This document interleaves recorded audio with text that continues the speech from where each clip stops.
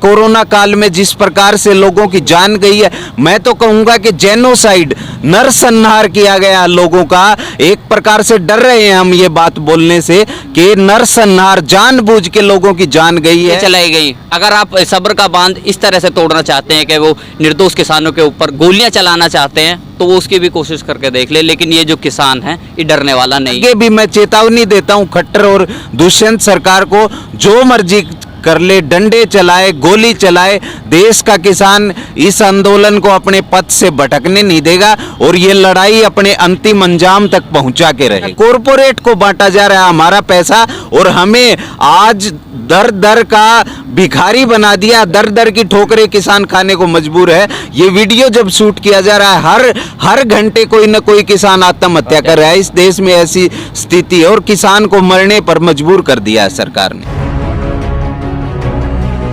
आंदोलन पहले से ही अहिंसा के रास्ते पर चलता आ रहा था और आगे जब तक हमारी जीत नहीं हो जाएगी अहिंसा के रास्ते पर ही चलेगा।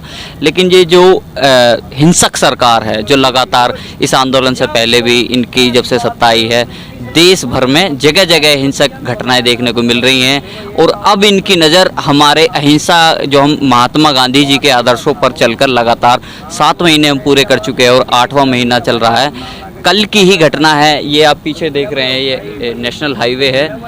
हमारा मंच है यहाँ से 50 मीटर की दूरी पर। यहाँ पर कुछ भाजपाई कार्यकर्ता और उनका जो नेता हैं वो आते हैं। हमारे यहाँ 500 से ज़्यादा मौतें हो चुकी हैं, आपको भी पता है। यहाँ पर आकर ढोल नगाड़े बजाने लगते हैं। हमारी भावनाओं को एक छेड़ने का काम ये भाजपाई लोगों ने किया। उसके बाद काले झंडे हमें दिखा रहे हैं। क्या एक जो हमारे देश का अन्नदाता किसान है लगातार बैठा, आप दिखा रहे थे वो? नहीं जी, उनकी तरफ से पहल हुई। उसके बाद हमारे जो यहाँ पर स्टेज पर लोग मौजूद थे उनके ऊपर अभद्र टिप्पणियाँ की गई। मतलब एक शांत बैठे हुए, चुपचाप बैठे किसान को छेड़ा जा रहा है, बार बार उंगली लगाकर उसे भड़काने का जो प्रयास किया गया। उसके बाद क्रिया की एक प्रतिक्रिया देखने को यहाँ पर देखने को मिली। जो बीजेपी के नेता हैं जिन्हें राज्य मंत्री बनाया गया उत्तर प्रदेश के अंदर, अगर वो यहाँ गाजीपुर आते हैं तो उनके साथ दुर्व्यवहार क्यों? क्या ये गाजीपुर सिर्फ किसानों के लिए है और दूसरों के लिए नहीं? हमें आ ही नहीं सकता यहाँ पर। हम तो चाहते हैं अमित वाल्मीकि जी भाजपा की सदस्यता छोड़ें, आप हमारे साथ आके बैठे, जैसे और वाल्मीकि समाज हमारे साथ बैठा हुआ है। अकेले अमित वाल्मीकि तो है नहीं, उससे पहले भी यहाँ और दर्जन भर नेता, पार्टी नेता अपना समर्थन लेकर किसानों के बीच में आ चुके हैं। क्या उनके साथ किसी भी एक राजनेता के साथ बदतमीजी की घटना सामने आई? आप भी यहीं पर लगातार कवरेज करते रहते हैं, लोकतंत्र टीवी और भी बहुत सारे चैनल हैं। क्या एक भी ऐसी छोटी या बड़ी कोई घटना, आपके अप्रिय घटना आपके सामने आई हो कि किसी पार्टी के नेता के साथ अभद्रता यहाँ पर गाजीपुर बॉर्डर पर या किसी और बॉर्डर पर की गई हो? कहा जा रहा है कि किसानों ने गाड़ियाँ तोड़ दी, उनके साथ मारपीट की गई। किसके साथ मारपीट की गई? कोई मारपीट नहीं, ये बिल्कुल निराधार आरोप है। भाजपा, उनके जो लोग थे, जब उन्हें लगा कि ये लोग हमारी चाल में फंसने वाले नहीं हैं, तब उन्हीं लोगों ने मारपीट करना चालू किया और उसके बाद मारपीट अपने गाड़ियों में नुकसान करके और हम लोगों पर जबरदस्ती थोपना चाह रहे हैं। हम ये बात मान लेते हैं कि सरकार ऐसा कराने की कोशिश कर रही है, जो बीजेपी के लोग यहाँ आकर के अगर हुड़दंग मचाने की कोशिश कर रहे हैं, आपके आंदोलन को खराब करने की कोशिश कर रहे हैं, तो क्यों करेंगे? क्या वजह रही? क्योंकि इसकी एक प्रमुख वजह है आने वाला 2022 का जो इलेक्शन है, इसमें एक जातीय एक रूप देना चाह रहे थे। जैसे अमित वाल्मीकि जी, आपने बताया कि एक वाल्मीकि समाज जो लगातार इस किसान आंदोलन के साथ जुड़ा हुआ है, उसे एक नेता को यहाँ पे प्लांटेड किया गया और किसानों और उसके बीच में एक हिंसक संघर्ष दिखाकर ये दिखाने की कोशिश की गई कि जो किसान यहाँ पर बैठे हैं वाल्मीकि समाज के खिलाफ हैं। जो हमारे राष्ट्रीय नेता हैं चौधरी राकेश टिकैत जी, एक वाल्मीकि समाज के खिलाफ है। लेकिन वाल्मीकि समाज इतना वो है नहीं कि इनकी इस बेकार सी चाल में फंस कर रह जाएगा। इस क्रिया के बाद सिसोली गांव में, जो कि राजधानी है हमारी भारतीय किसान यूनियन की, वहाँ पर दर्जन भर और सैकड़ों जो वाल्मीकि समाज के लोग हैं, उन्होंने अपना आस्था भारतीय किसान यूनियन और किसानों के प्रति दिखाई और उन्होंने कहा कि हमारा तो पहले से ही समर्थन किसानों के साथ है और किसानों के साथ ही रहेगा। वाल्मीकि समाज जो मनीषा वाल्मीकि के साथ जो उत्तर प्रदेश में जो घटना हुई थी, जिन्हें मारकर जला दिया गया था, फिर उसके साथ बलात्कार जैसी घटनाएं जी, हाथरस कांड है। हाँ जी, क्या वो भूल जाएगा क्या वाल्मीकि? नहीं, बिल्कुल भी वाल्मीकि समाज क्यों भूल जाएगा? वो हमारे उत्तर प्रदेश की बेटी है, हमारे देश की बेटी है। वो अकेले वाल्मीकि समाज की बेटी नहीं है, वो कि एक किसान की बेटी है। और उस समय भी पूरा जो किसान वर्ग है वो उसके साथ खड़ा हुआ था। हमारे पश्चिमी उत्तर प्रदेश के किसान नेता है बड़े जयंत चौधरी जी, जब वो उस न्याय दिलाने उस लड़की के, मनीषा वाल्मीकि के न्याय की आवाज़ उठाने के लिए गए थे, तब भी इसी सरकार ने उन पर लाठी चलाने का काम किया था। ना उस घटना को हम भूले हैं, ना इस कल की घटना को हम भूले हैं। आने वाले 2022 के इलेक्शन में इस जो अहंकारी योगी सरकार है, देश की ये जो मोदी सरकार है, इसका ईंट का जवाब पत्थर से देने का काम किया जाएगा। ये कहा तो जा रहा मोदी सरकार बहुत अच्छा काम कर रही है, जिस तरह से देखा जाए। कौन कहता है? कहा तो जा रहा, कौन कहता है? योगी ने कुछ कहा है कि उत्तर प्रदेश के अंदर हमने युवाओं को 1 लाख रोजगार हर साल दिए हैं। अगर मोदी जी दे, मतलब 4 साल में 4 लाख रोजगार दे दिए, एक मोटा 5वीं साल चल रही है तो 4.5 लाख का इनका एक एवरेज लेके चले। आज आप इस आंदोलन में मौजूद है, आपको देखने को मिलेगा युवाओं की एक बड़ी भागीदारी इस किसान आंदोलन में है। मानते हैं आप इस बात को? अगर किसान, हमारे जो युवाओं के पास रोजगार होता तो क्या इस तपती दोपहरी में वो अपने रोजगार को छोड़ के यहाँ पे मिलते? बेरोजगार है, त्रस्त है। एक रोजगार का साधन था हमारा प्रमुख, हमारा पुश्तैनी है खेती, उसके ऊपर भी जब डाका डालने की कोशिश की गई, तब ये बेरोजगार युवा यहाँ पर अपना हक लेने के लिए बैठा हुआ है। और हम ये 4.5 लाख, अगर 4.5 लाख युवाओं को रोजगार मिला होता तो ये देश की, ये प्रदेश की हालत नहीं होती। लेकिन वहीं पे खट्टर सरकार कह रही है कि हमारे सब्र का बांध न टूट जाए, किसान हमारे जो उनका संयम है उसको तोड़ने की कोशिश कर रहे हैं। ये संयम को तोड़ने की क्या कोशिशें नहीं, उन्होंने पहले ही कोशिशें की गई। जब हरियाणा में एंट्री कर रहा था, दिल्ली की तरफ जो कूच कर रहा था पंजाब का किसान, उन्हें रोकने के लिए सड़कें तक खोद दी गई। बीच बीच में उनके ऊपर पानी का वो किया गया और पथराव की भी घटनाएं आपको देखने को मिलेंगी। इससे ज़्यादा क्या सब्र का बांध तोड़ना चाहेंगे आप?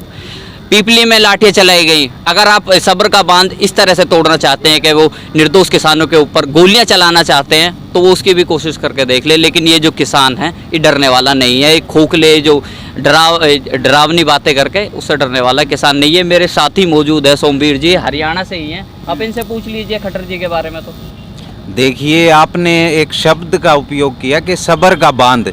ये कोई व्यक्तिगत घरेलू लड़ाइयाँ नहीं चल रही कि सबर का बांध टूट जाएगा, हम ये कर देंगे।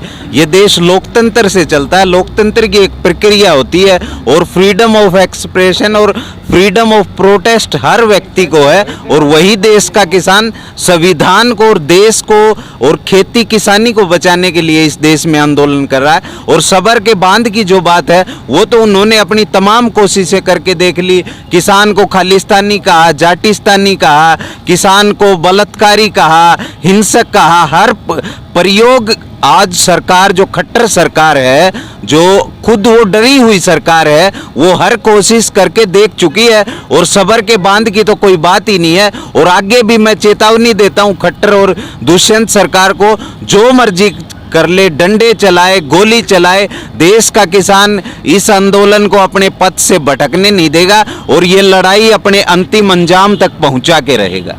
जिस तरह से देखा गया कि कोरोना काल में पूरे देश में हाहाकार मचा हुआ था, नदियों में या गंगा में जिस तरह से लाशें तैर रही थीं, जिसे कुत्ते और सूअर भी नोच रहे थे, ये सारे मंजर देख करके लोग विचलित हुए थे। प्रधानमंत्री भी भावुक हो गए थे। टीवी पर आकर उन्होंने कहा कि मैं बहुत दुखी हूं कि हमारे जो साथी हैं इस कोरोना काल में साथ छोड़कर चले गए। कैसे देखते हैं आप? वो देखते क्या, झूठा ढकोसला कर रहे हैं। ऑक्सीजन के बिना लोगों की जान गई है। देखिए देश में क्या तराहीमाम मच गया है कि ऑक्सीजन, दवाइयाँ जो प्राइवेटाइजेशन किया। एक मैं अर्थशास्त्री जो प्राइवेटाइजेशन को अच्छा बताते हैं उनसे पूछना चाहता हूँ कि 10-10 लाख एम्बुलेंस ने किराया लिया है। क्या हुआ है इस देश में? मतलब एक टोटल गवर्नमेंट फेलियर सामने आया कोरोना काल में, जिस प्रकार से लोगों की जान गई है।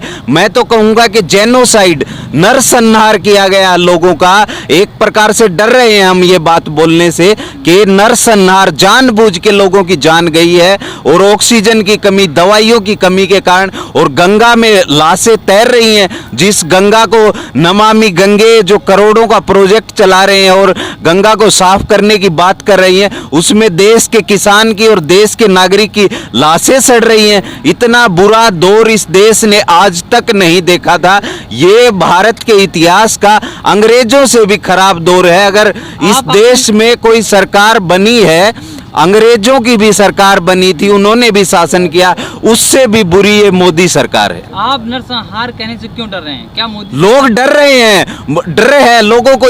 छात्रों पर यूएपीए लगाया जा रहा है। शाहीन बाग आंदोलन में आपने देखा, 2016 के हरियाणा के आंदोलन में आपने देखा, गुज्जर आंदोलन जो हुआ था उसमें आपने देखा कि किस प्रकार से छात्रों को सुप्रीम कोर्ट ने एक तल्ख टिप्पणी की है कि जो बोलने की आजादी नहीं, आजादी को दबाया जा रहा है। जो दिल्ली हाई कोर्ट ने कहा, उसमें कहा गया कि जो धुंधली है, जो आजादी है, बोलने की आजादी है, उस लाइन धुंधली नजर आती है इस मोदी गवर्नमेंट में। और छात्रों को, और सारे झूठे मुकदमे यूएपीए के छात्रों पर लग रहे हैं। किस प्रकार से जेलों में डाला जा रहा है। नताशा नरवाल थी, पिंजरा तोड़ आंदोलन जिन्होंने चलाया था, और उनके पिता की मौत हो जाती है। और गर्व है हमें, उन छात्रों पर गर्व है। और ये सरकार इतनी डरी हुई है, आज से नहीं, इनका डर साफ हमने शाहीन बाग आंदोलन में ही देख लिया था।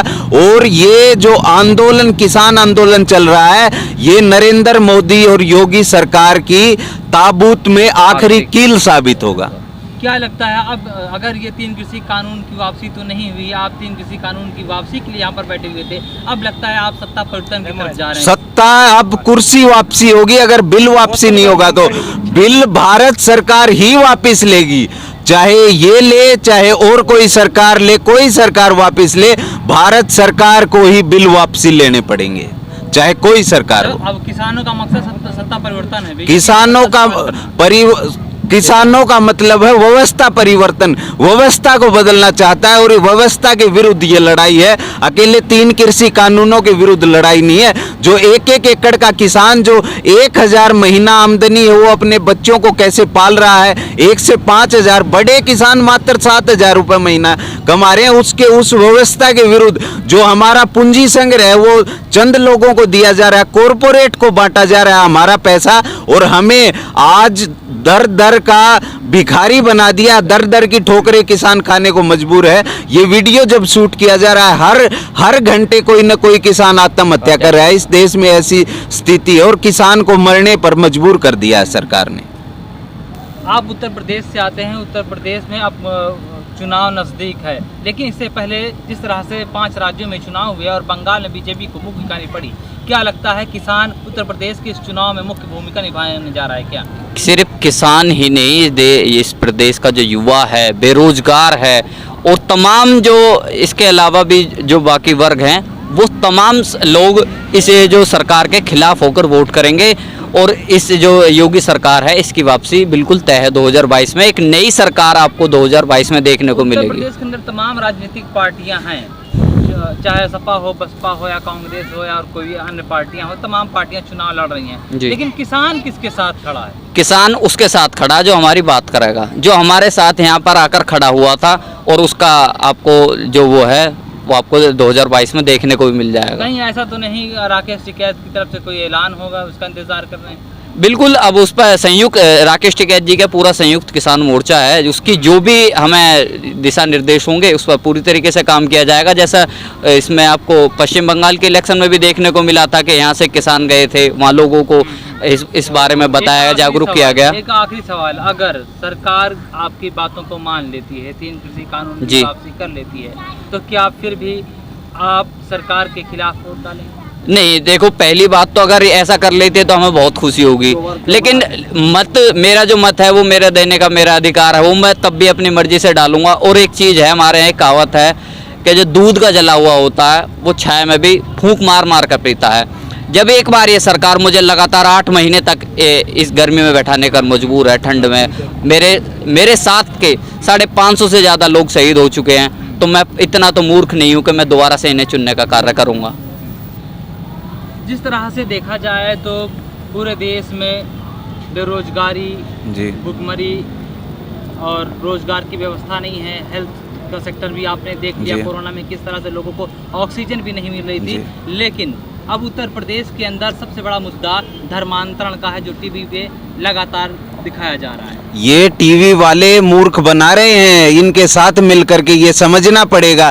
धर्मांतरण मुद्दा इस देश में कभी रहा ही नहीं। आप मुगलों के समय देखिए, अंग्रेजों के समय देखिए, कोई भी काल रहा हो, लेकिन धर्मांतरण का मुद्दा, लोग अपनी मर्जी से धर्म परिवर्तन करते हैं। उन्हें ये धर्म बुरा लगता है तो वो दूसरे धर्म में जाते हैं, दूसरा धर्म बुरा लगता। हाँ, ये घटनाएं कुछ हुई हैं कि हिंदू धर्म लोगों को जानबूझ के दबाव बना के लोगों से अपनाया जा रहा है कि सरकार के दबाव में इस बार पहली बार ये धर्मांतरण का मुद्दा देश में चला है। नहीं तो धर्मांतरण हमारे लिए शिक्षा मुद्दा है, स्वास्थ्य मुद्दा है, बेरोजगारी मुद्दा है, हमारी जो मूलभूत सुविधाएं वो मुद्दा है। धर्म क्या है?